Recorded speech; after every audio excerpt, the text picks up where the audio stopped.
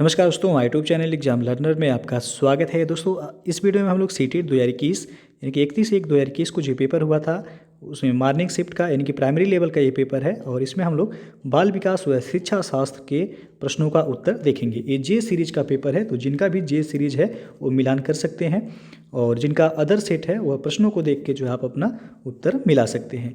तो वीडियो को like share कर दीजिएगा। चैनल पर पहली बार आए हैं तो चैनल को सब्सक्राइब कर लीजिएगा, साथ में बेल आइकन को प्रेस कर लीजिएगा जिससे आने वाले अगले वीडियो का नोटिफिकेशन आपको पहले मिल जाए। और उसका पीडीएफ आपको टेलीग्राम चैनल पर मिल जाएगा। नीचे डिस्क्रिप्शन में टेलीग्राम का लिंक दे दिया गया है, वहाँ से ज्वाइन करके आप पीडीएफ भी डाउनलोड कर सकते हैं।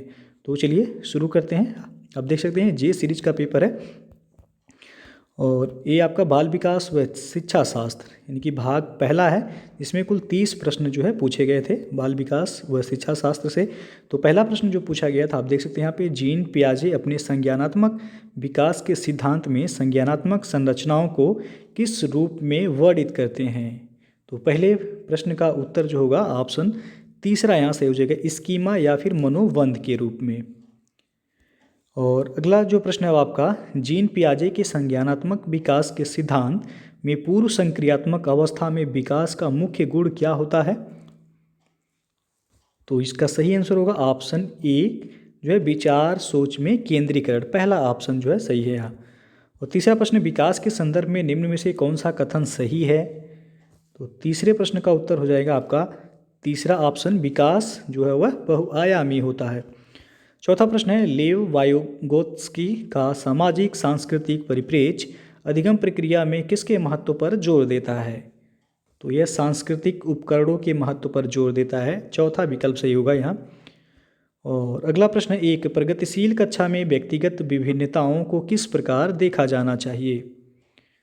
तो पांचवा का जो आंसर सही होगा आपका तीसरा सही हो जाएगा, अध्यापन अधिगम प्रक्रिया की परियोजना के लिए महत्वपूर्ण। छठवां प्रश्न है, एक समावेशी कक्षा में किस पर जोर होना चाहिए। तो समावेशी कक्षा में हर बच्चे के सामर्थ्य को अधिकतम करने के लिए अवसर प्रदान करने में। तीसरा विकल्प सही हो जाएगा यहाँ। सातवां प्रश्न है, दिव्यांगजन अधिकार अधिनियम 2016 के अनुसार निम्न में से किस शब्दावली का प्रयोग उपयुक्त है। तो इसका सही विकल्प हो जाएगा ऑप्शन दूसरा जो है यहाँ से होगा, छात्र जिसे शारीरिक दिव्यांगता है। आठवां प्रश्न है, जन्म से किशोरावस्था तक बच्चों में विकास किस क्रम में होता है। तो यह सांवेदिक, मूर्त, फिर जो है अमूर्त। चौथा विकल्प से हो जाएगा यहाँ। नौवां प्रश्न है, सृजनात्मकता की पहचान का प्रमुख लक्षण क्या है। तो यहाँ जो है आपका 4 ऑप्शन है। इसका सही आंसर हो जाएगा ऑप्शन ए, ऑप्शन पहला यानी कि अपसारी चिंतन। सृजनात्मकता की पहचान का प्रमुख लक्षण जो है वह अपसारी चिंतन हो जाएगा। और 10वां प्रश्न, विविध पृष्ठभूमियों के अधिगमकर्ताओं को संबोधित करने हेतु एक अध्यापक को। तो 10वें का सही आंसर होगा ऑप्शन पहला, विविध विन्यासों से उदाहरण लेने चाहिए। 11वां प्रश्न, समस्या समाधान क्षमताओं को किस प्रकार सुसाध्य किया जा सकता है। तो यहाँ दूसरा ऑप्शन से हो जाएगा, समरूपों के इस्तेमाल को बढ़ावा देकर। 12वां प्रश्न है, अधिगम कठिनाइयों से जूझते छात्रों की ज़रूरतों को संबोधित करने के लिए एक अध्यापक को क्या नहीं करना चाहिए। तो यहाँ तीसरा कथन से हो जाए ऑप्शन से हो जाएगा, शिक्षा शास्त्र और आकलन की जटिल संरचनाओं का प्रयोग। और 13 प्रश्न है आपका 13 नंबर, शर्मिंदगी। तो यहाँ आपका पहला ही ऑप्शन से हो जाएगा, का संज्ञान पर नकारात्मक प्रभाव पड़ सकता है। 14 नंबर प्रश्न है, निम्न में से अध्यापन अधिगम का सबसे प्रभावशाली माध्यम कौन सा है। तो वह है संकल्पनाओं के बीच संबंध खोजना। पहला ही सही हो जाएगा यहाँ। 15 नंबर प्रश्न, एक अध्यापिका को दिए गए किसी कार्यकलाप में छात्रों की विभिन्न त्रुटियों का विश्लेषण करना चाहिए क्योंकि त्रुटियों की समझ अध्यापन अधिगम प्रक्रिया के लिए अर्थपूर्ण है। पहला ये ऑप्शन सही हो जाएगा यहाँ। और अगला प्रश्न है, अधिगम की अभिप्रेरणा को किस प्रकार कायम रखा जा सकता है। तो यह प्रवीणता अभिमुखी लक्ष्यों पर जोर देकर। और अगला जो प्रश्न है आपका, अधिगम की सर्वोत्तम अवस्था कौन सी है। तो दूसरा कथन जो है यहाँ ऑप्शन सही हो जाएगा, असंतुलित उत्तेजना, कोई भय नहीं। और 18 नंबर प्रश्न है आपका, अधिगम का संरचनात्मक विचार यह सुझाव देता है कि ज्ञान की संरचना में तो दूसरा ऑप्शन से हो जाएगा बच्चे सक्रिय भूमिका निभाते हैं। और अगला प्रश्न है अधिगम के लिए निम्न में से कौन सी धारणा उपयुक्त है। तो यहाँ चौथा विकल्प आपका सही हो जाएगा, योग्यता सुधारी है। और अगला प्रश्न है निम्न में से कौन सी परिपाटी विद्यार्थियों में संकल्पनात्मक समझ में बढ़ोतरी करने में सहायक है। तो इसका तीसरा ऑप्शन से हो जाएगा अन्वेषण और संवाद। 21 नंबर प्रश्न है बच्चों को सीखने में कठिनाई होती है जब। तो यहाँ चौथा ऑप्शन से होगा सूचना अलग अलग टुकड़ों में प्रस्तुत की जाए। 22 नंबर प्रश्न है मूल्यांकन पद्धतियों का लक्ष्य होना चाहिए। तो यहाँ दूसरा ऑप्शन से हो जाएगा विद्यार्थियों की ज़रूरतों एवं आवश्यकताओं की पहचान करना। 23 नंबर प्रश्न है बच्चों के विकास की व्यक्तिगत विभिन्नताओं को किस पर प्रतिरूपित किया जा सकता है।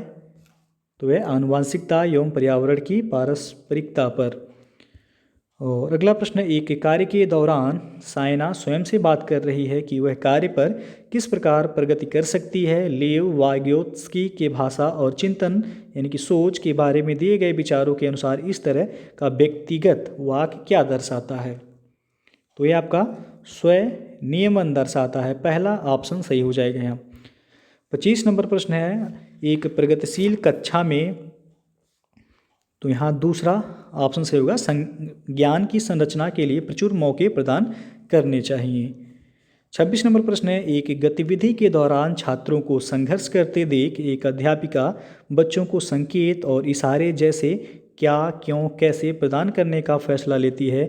लेव वाइगोत्स्की के सिद्धांत के अनुसार अध्यापिका की यह योजना।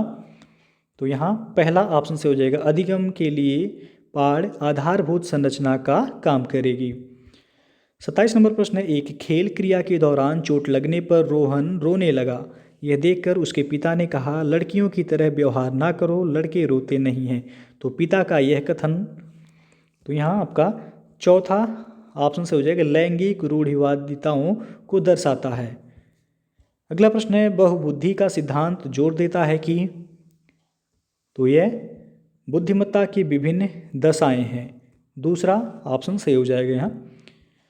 और अगला प्रश्न है लॉरेंज कोलबर्ग के सिद्धांत के अनुसार किसी कार्य को इसलिए करना क्योंकि दूसरे इसे स्वीकृति देते हैं नैतिक विकास के किस चरण को दर्शाता है यह। तो 29 का आंसर हो जाएगा ऑप्शन पहला ही प्रथागत। और अंतिम प्रश्न है आपका बाल विकास और शिक्षा शास्त्र का कि बच्चों के सामाजिकरण के संदर्भ में निम्न में से कौन सा कथन सही है। तो इसमें चौथा कथन सही हो जाएगा विद्यालय सामाजिकरण का एक द्वितीयक कारक है और परिवार सामाजिकरण का एक प्राथमिक कारक है। तो इसमें जो है चौथा ऑप्शन सही हो जाएगा प्रश्न नंबर 30 का। तो कुल 30 प्रश्न जो है ये हो गए आपके बाल विकास और शिक्षा शास्त्र के। तो यदि वीडियो पसंद आया हो तो लाइक शेयर कर दीजिएगा। चैनल को सब्सक्राइब नहीं किए हैं तो चैनल को सब्सक्राइब कर लीजिएगा, बेल आइकन को प्रेस कर लीजिएगा जिससे आने वाले अगले वीडियो का नोटिफिकेशन आपको पहले मिल जाए। इसी तरह आपको सभी पार्ट के जो है आंसर की उपलब्ध करा दिए जाएंगे। तो वीडियो को पूरा देखने के लिए बहुत बहुत धन्यवाद।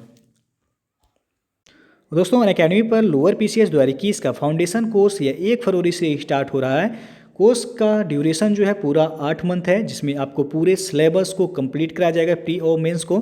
इसमें आपको UP PCS के टॉप एजुकेटर्स द्वारा जो है पूरे सिलेबस को कवर कराया जाएगा। लाइव क्लासेस होंगे, इसमें PDF नोट्स आपको प्रोवाइड किए जाएंगे, वीकली क्यूज होगा। तो जो लोग भी इस बैच से जुड़ना चाहते हैं आप डिस्क्रिप्शन में लिंक दे दिया गया, वहाँ से जाके जो है चेक कर सकते हैं। और इसके लिए सबसे पहले आपको अनअकैडमी का लर्निंग ऐप इंस्टॉल करना होगा। लर्निंग ऐप इंस्टॉल करने के बाद आप जो है लॉगिन करके आप सब्सक्रिप्शन ले सकते हैं। सब्सक्रिप्शन लेने के लिए आप हमारा रेफरल कोड यूज जरूर कीजिएगा एग्जाम लर्नर, जिससे आपको जो है 10% का डिस्काउंट मिल जाएगा। तो ये कोर्स जो है आपका 1 फरवरी से स्टार्ट हो रहा है। जो लोग जुड़ना चाहते हैं आप जल्द से जल्द जुड़ सकते हैं।